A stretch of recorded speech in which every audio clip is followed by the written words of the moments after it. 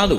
అసలు నందీశ్వరుని యొక్క అనుమతి లేకుండా శివాలయంలో శివదర్శనం చేశారనుకోండి, దాన్ని శంకరుడు అంగీకరించాడు. ఎందుచేత అంటే శివదర్శనాన్ని ఇవ్వడానికి మొట్టమొదట ఎవరు అనుగ్రహించాలి అంటే నందీశ్వరుడు అనుగ్రహించాలి. ఎక్కడి నుంచి వచ్చింది నందికా శక్తి శివపరివారంలో అంటే శిలాదుడు అని ఒక మహర్షి, ఆయన మహానుభావుడు.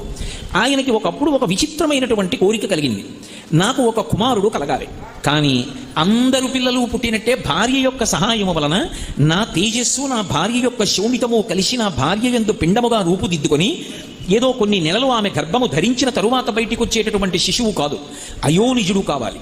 స్త్రీ గర్భము నుండి బయటికి రానివాడయ్యి ఉండాలి, అయోనిజుడు కావాలి. 2, ఆ పిల్లవాడికి మరణం ఉండకూడదు, ఇక పిల్లవాడు శరీరం అన్నది విడిచిపెట్టకూడదు. 3, వాడు పరమశివుడితో సమానమైనటువంటి స్థాయిని పొంది ఉండాలి అనుగ్రహంలో.